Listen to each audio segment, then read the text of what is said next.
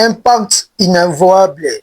2800 personnes en ligne. En tout cas, félicitations à tous les Abakouk. Félicitations en tout cas. Bravo. En tout cas, Nandini Bino. Bon, mystique. En tout cas, vous avez vraiment mystique, Babakouk. Il n'y a pas à commenter. Il n'y a pas à dire. Tapez Sibino merci. Tapez Sibino. Nazangi Maloba. Nandenge bozalaki motivé, nandenge bozalaki vraiment en ligne, botiki sala na bino, botiki ba famille na bino, ba misu bazali na ba réunion, ba misu bazali occupé, mais ba boyaki vraiment ko rater live oyo. Esali esengo na bandeko tout o ba mibengaka ba âme pure, ba bakou de père et de mère. Tous ça va ta ba langage na biso kala tozara nango de père et de mère. Hein? Si là ou rien, oui. Mais tu as un slogan, moko de bandako le bakala, abakuka le père et de mère. Soza ya makilate, et yebaka ke, osano molekinzela. Tu as un bino peu besoin. Soza molekinzela na katia, babakuk, eza pe mabete. Osaka na yo fidèle église moko songolo pakala. Mais na passage na yo, oka pasteur moko azote.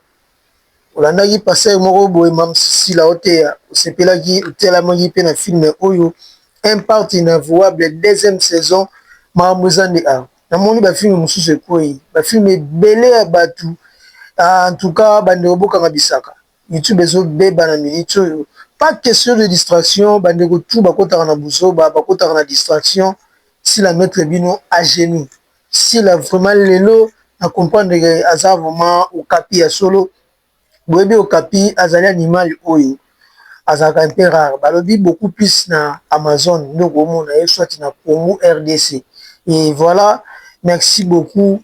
Na mam sisi là, na nengo satisfaire bateau.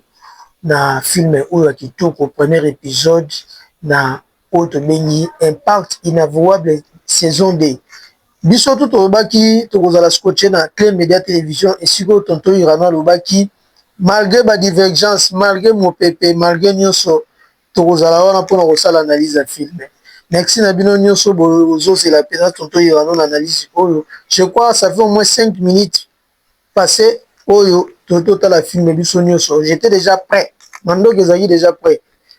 Po biso pe mo mato sango ya la ba lumière mambo mo muke ezali tobaki tango kaka film ezosila tokoya wana mpona kola analyse yango mbala moko. Lobi pe lisusu tokozala wana na journée, pourquoi pas to évoluer na ndenge makambo yango ekendaka.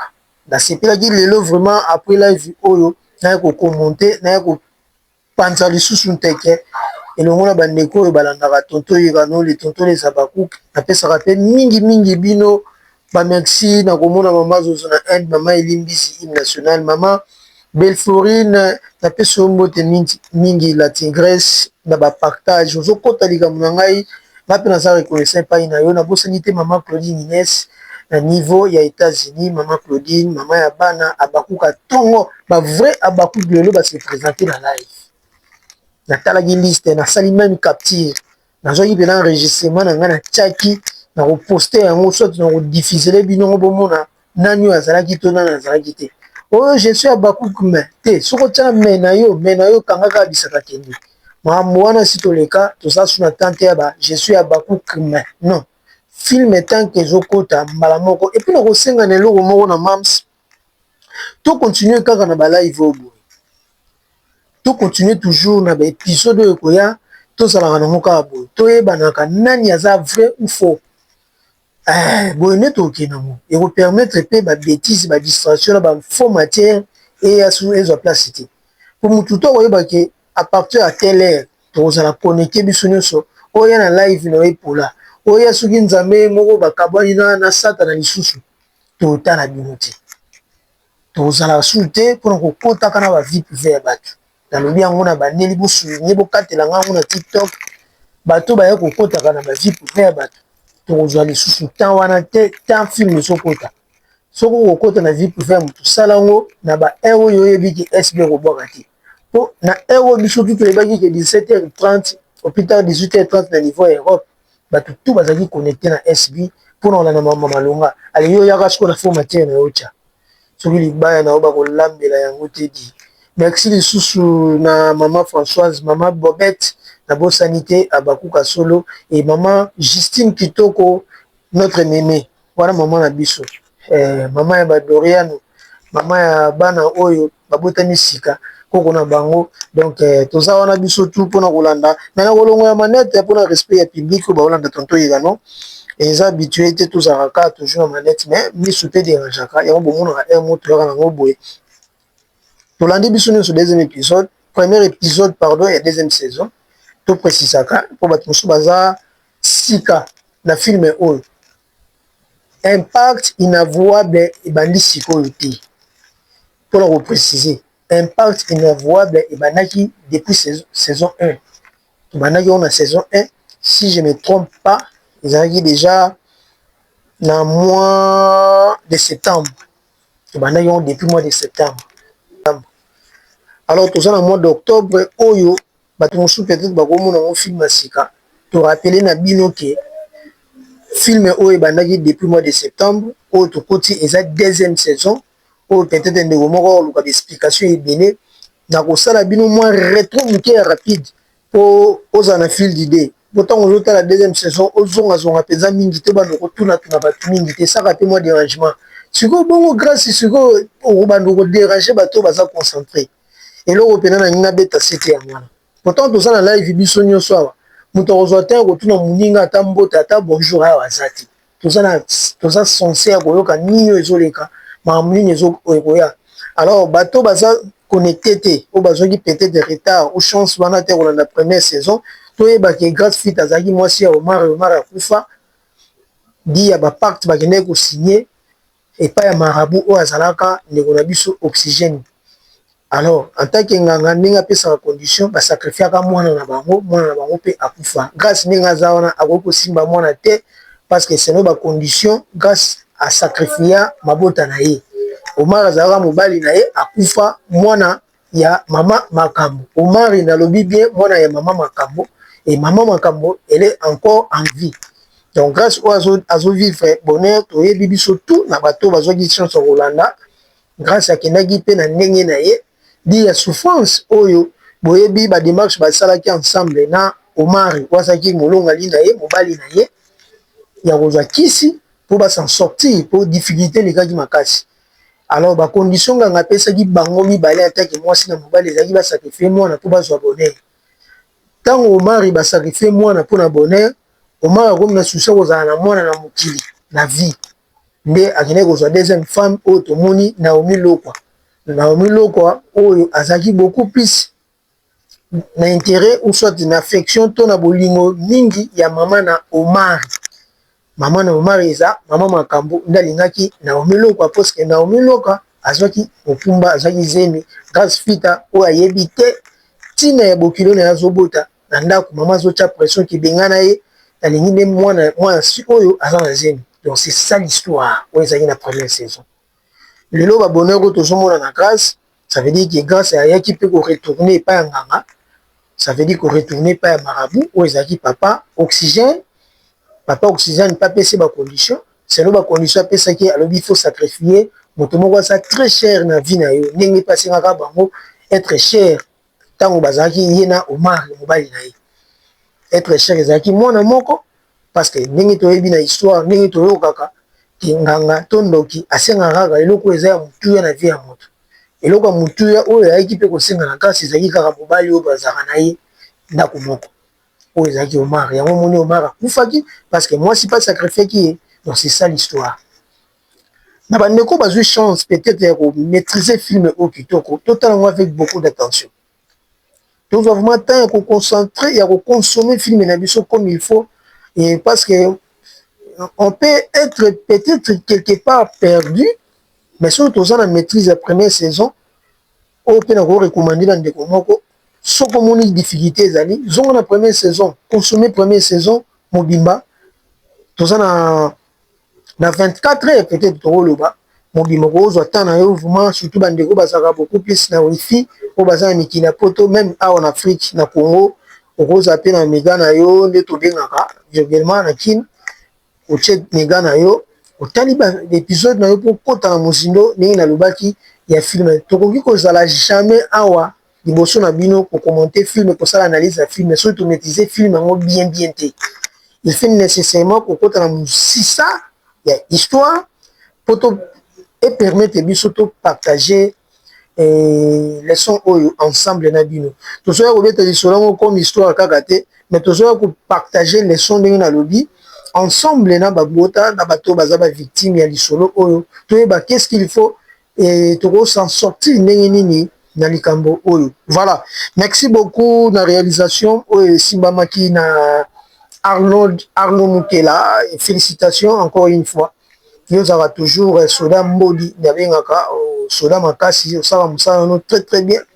Oza parmi les réalisateurs on a félicité parce qu'ils ont penza facilité na féliciter les réalisateurs en tant que domaine ngai na moni vraiment musala très kitoko surtout na initiative ya oyo na santaki on depuis na teaser ya kocha voix off wana ya kwa mbeli ya kwa accompagner extrait esali kitoko esali penza kitoko to mona ngo même na ba novelas na ba canal plus tout comme ça au mona extrait ya film les accompagner na commentaire na voix off c'est ça du nouveau bon je peux pas dire vraiment du nouveau mais et bakisi moi feeling moko boy esali kitoko il faut toujours toyoka na ba biloko mususu bien pour na kochape moi pilipili pe mu wape saveur ezala kitoko na film esali bien ndenge tozoka somo rezo bima wana ke impact inavouable ça moi bien si la bisalo gas fita ozomona ke mundela sala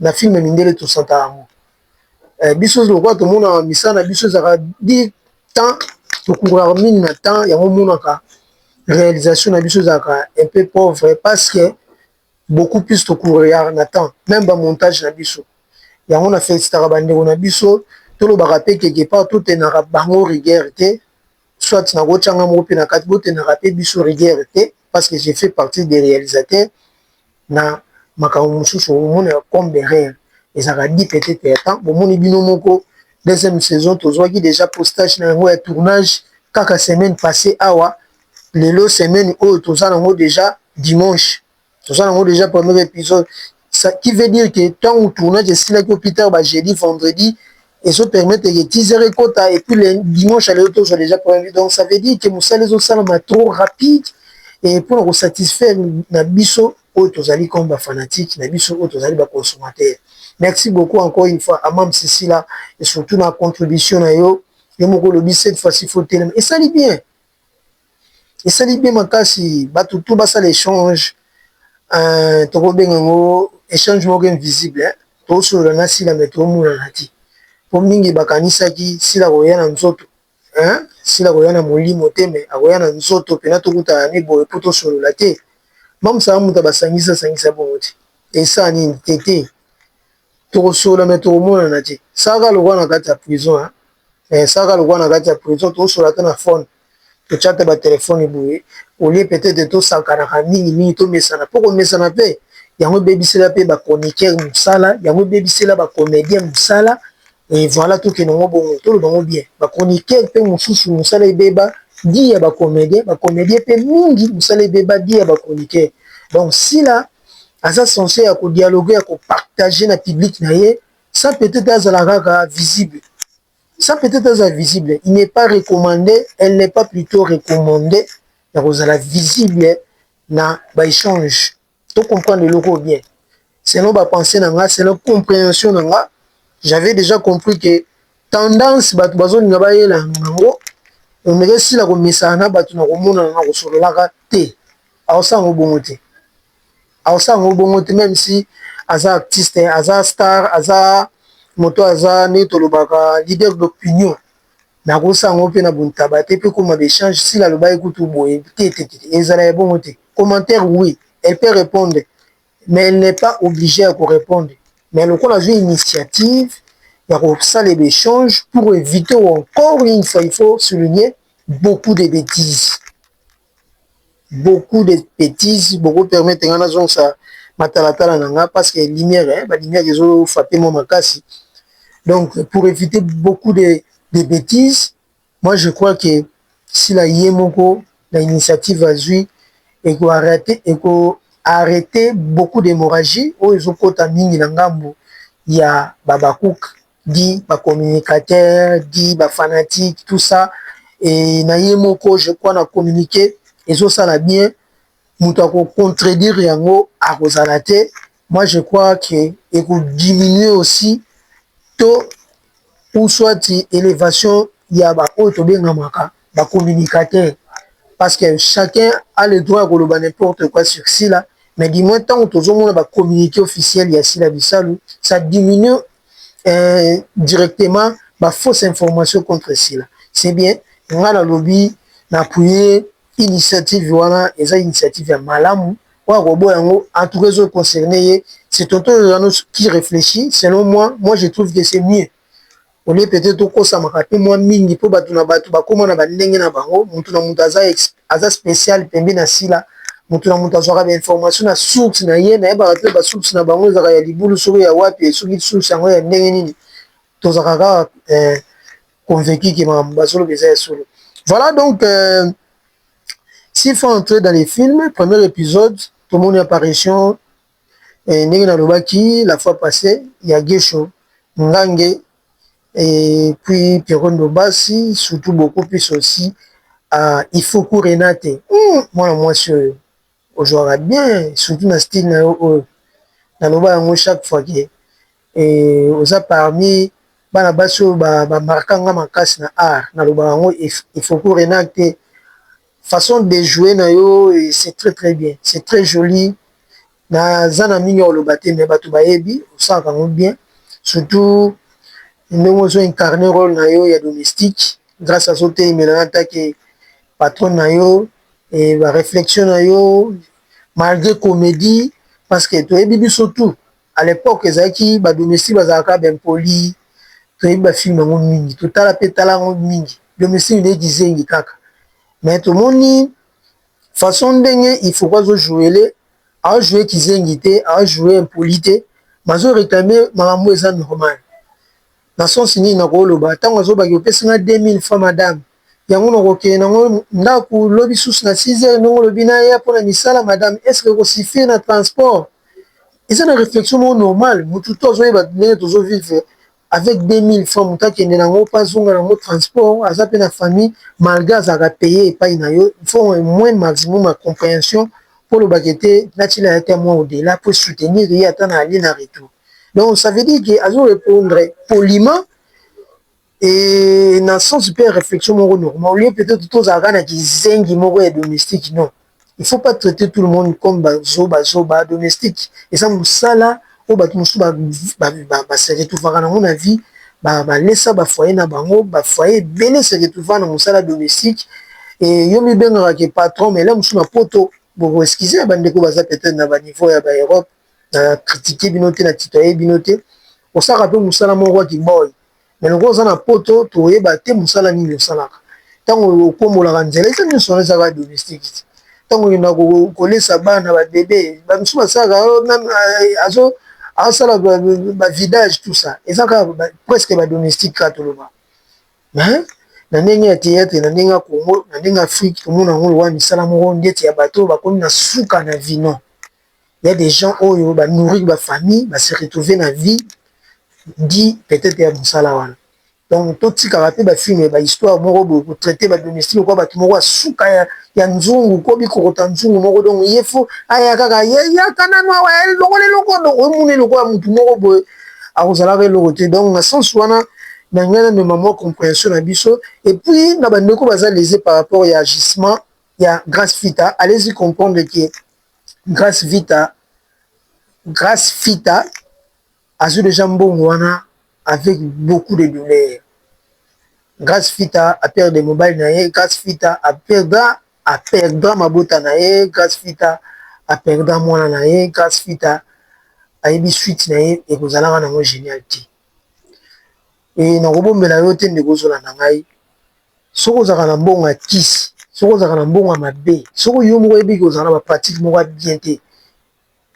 Tomi ko sana te to yeba te ke conséquence na ngiza mabe. To yebi ngo biso tout. Ata likambo yo moko yeba na kati na yo ke mutu mususu pembe na yebi te. Yo moko yebi ke suite na yo to suka no ezana ngo mabe. Oyebi no yebi. Alors tala bagissement grâce à Zana. Pourquoi qu'on peut savoir maman il faut que 2000 francs? Pourquoi qu'on lui peut bonheur à mon souti? Pour ne pas faire la contradiction de Batoussouba le bagé, ben à moi il y a Naomi a zopé $50. On ne sait jamais. On a un secret et ça magie et scénario. Mais en côté mon syndicate parce que je suis aussi scénariste. Je ne peux pas entrer dans les détails ou soit tu n'as pas un angle où ils ont fermé ou il faut que tu déverrouilles on a besoin de déverrouiller. Parce que ça va risquer dans le balicamo de comment ça la manque en démoana au test de déjà filmé avant non. Je suis un scénariste, je ne peux pas dévoiler ou soit approfondir ma pensée pour ne pas détruire peut-être l'histoire ou pour ne pas prononcer ou soit prophétiser dans maloba na ngai. Biso tout ça du nouveau na film to landa to linga to découvrir voilà.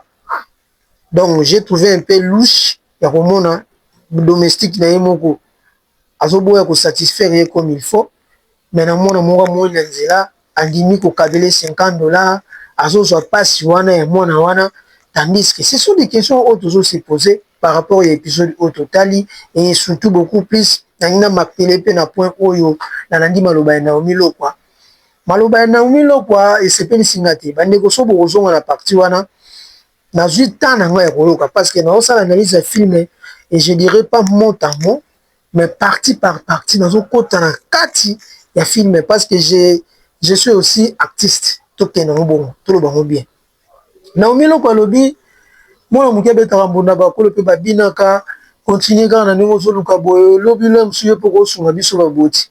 Moi je dirais que il faut pas tant entêter bana na biso bakoma lokola ba marchandise na biso ou soit bakoma ko souffrir pour na biso baboti. Non, ça c'est faux. Naomi loko envoyé comme ça aza non makasi papa na yegesho to moni mobile a telemi. Pourquoi Naomi ko utiliser ba langage ndenge wana? Que mwana monke abetaka mbonda bakolo mpe babinaka lobi mpe tokobika na nsima tout ça ocha mpe libaya oteka tant ke yo mama ovandi okangi maboko.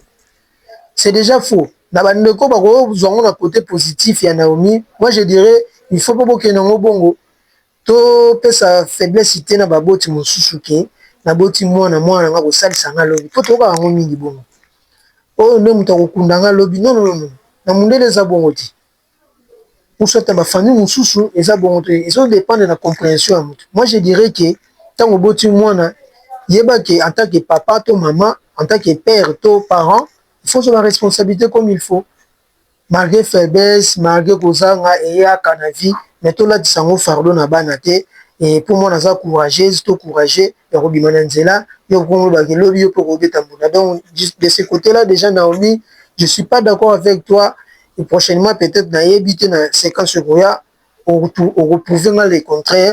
Donc voilà et coup de chapeau na moto azoki tan ekokoma film surtout beaucoup plus qu'on développé la deuxième saison ce qui n'est pas facile. Oui, le film la première saison, deuxième saison, ce bon ça n'a attention te et kozala na ba contradiction ya budget. Donc côté wana gout masekiti. Coup de chapeau à SB film ozo senti ni to benga kango na bato batangi bato bazwa temps ya kotanga ko ka bayonga ngo la suite doit être logique. La suite doit être logique. Suite sur les logique était mieux ce qu'on a mal. Voilà. Je dirais encore une fois, coup de chapeau à SB, coup de chapeau à tous les fanatiques, coup de chapeau à l'équipe technique, coup de chapeau à tous les artistes au bazo presté, pe ba prestera toujours na SB, tous à la focus na ma solo à SB parce que na émission oyo ne to partager, ne to zala na sengo, ne to lo ba mamba SB na nenga bo solo na nenga propre. Mbo de goya na ngome ezala ta na deuxième position. Merci beaucoup à maman Zozona N la mère des opprimés. Merci encore une fois à maman Elimbizi, hymne national. Merci à maman Chouchou Nanyota, Alipasa ya Sila Bisalo, na Lani Libanga na ya Kilo Sila Bisalo, à Bois Kiyo Keki Toko, Lipasa ya Sila Bisalo, na Bosa Nyote, artiste, Boye Barango, artiste, Chouchou Nanyota, Lipasa ya Sila Bisalo, artiste P. Atongo. Voilà, et coup de chapeau aussi à Grace Fita. Et s'il y a des remarques, je n'hésiterai pas, il y a ça là, mais jusque là c'est bon. On a ressenti français bilingue, nous on français lingala. On a goût dans le monde, on dit la suite grâce à français. Et sa façon ils ont ça là bien parce qu'il faut savoir aussi film international, il faut tout satisfaire bato nyonso. En tout cas, na bondeli bino bandeko, to laikaka, to partageaka, et to commentaka, tant au film eza na mode live. Eloko mutu yende yango wana koya kokotaka na loyenge te, mais tant okoti ya liboso, partager, liker, commenter ekosala bien ndenge kaka mama Dox ya Mukende alingaka, ndenge kaka mama Claudine Inès na bakisi lisusu bambote ebele et bazalaka toujours pembeni ya mama Belforine la tigresse naposanaka oyo te na France boza ebele, mama Françoise, mama Chantal Abakouk, et mama Niclette Abakouk, et mama Kitoko Justine ya biso moko, et boza ebele en tout cas on a bosani bolimbisa mama Yvette Abakouk, mama Yvette Pemba, mama Afi Mayemba, ba mama oyo basoutenaka tonton Irano balingaka analyse tonton Irano ngana bino tozala wana toujours branché na Clé Média Télévision, vous n'allez jamais déçu. Bye bye.